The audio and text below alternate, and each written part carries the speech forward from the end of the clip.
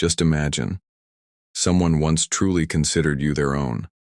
So much their own that in every word they spoke, in every smile they gave, it was only you who existed. And then, one day, that very person walks away as if your existence had never mattered.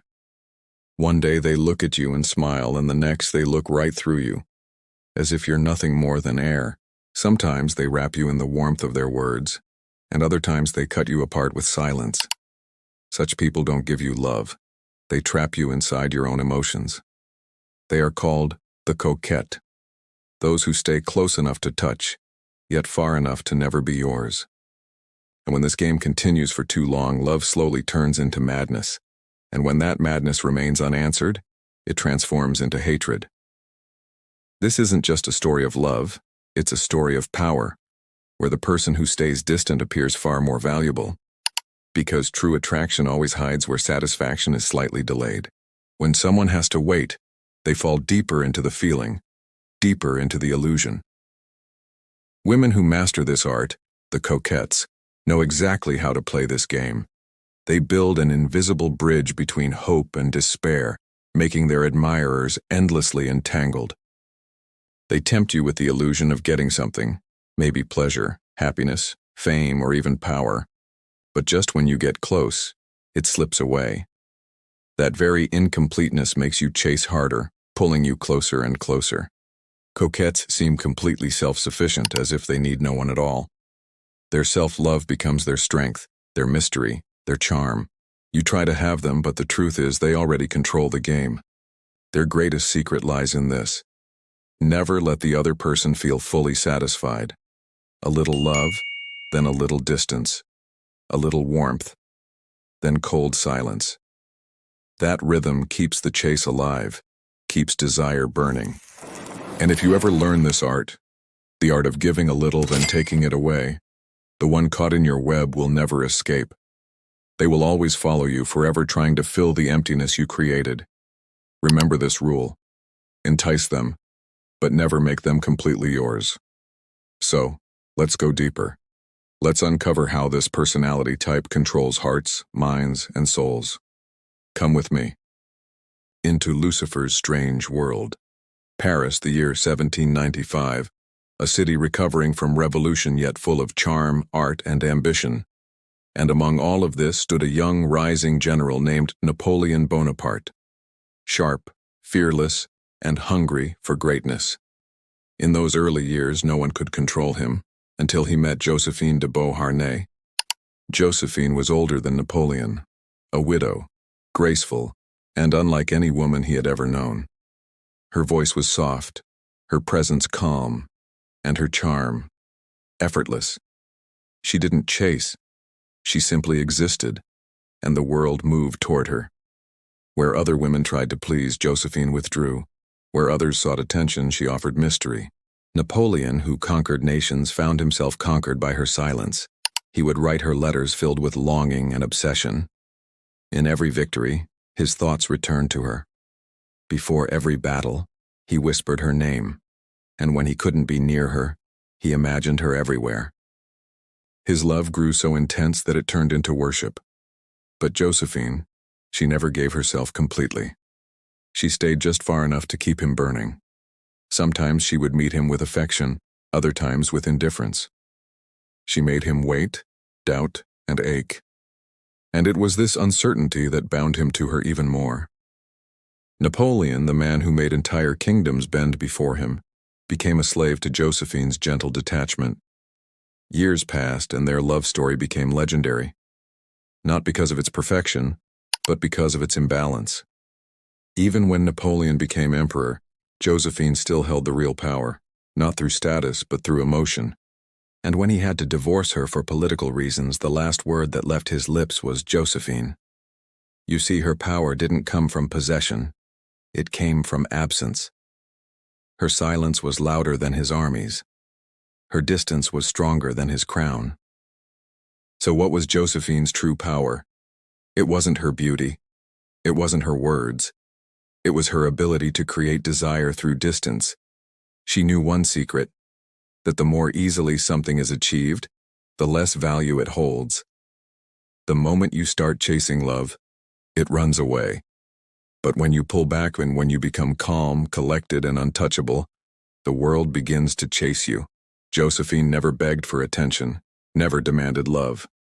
Instead, she mastered the art of emotional control, of giving just enough to keep the other person hopeful, but never enough to make them feel secure. And that's what drove Napoleon mad with longing. He could conquer kingdoms, but not her heart completely. And in that helplessness he was trapped, not by Josephine's love, but by his own obsession. This is the strange paradox of power in human relationships. The person who controls their emotions always controls the bond. The one who remains calm becomes the master, and the one who loses balance becomes the slave. It's not cruelty, it's psychology. The coquette understands this deeply. They never rush, they never reveal everything. They know how to turn love into a game of patience where every move must be measured and every reaction delayed. When you withhold affection, people start valuing your presence. When you step back, they step closer. When you stay silent, they try harder to be heard. But this is not about manipulation. It's about self-possession. A coquette never begs for attention because they already have something greater, self-worth. They know they are the prize. And once you begin to see yourself as the prize, the whole dynamic changes. People feel drawn to you not because you chase them, but because you don't. In the world of attraction, emotions work like gravity. What you hold back pulls stronger. And the ones who understand this don't play love as a game of winning or losing. They play it as an art of maintaining mystery. In this world, the most dangerous players are not the ones who chase. They are the ones who make you chase them, while they quietly watch from the shadows. That's where real power lies. Not in possession, but in restraint. This is the power psychology behind the coquette, where love turns into an endless pursuit, and the battlefield isn't of hearts, but of patience. This is the world where winning means stepping back each time. The year was 1952. In a small New York studio, an artist named Andy Warhol was working on his next piece. His fame was growing fast. He was eccentric, mysterious, and genius in his own way. But there was one woman who became the center of his emotional chaos, 𝗬𝗎𝗪𝗂. She was young, radiant, unpredictable, and she embodied the very essence of the coquette.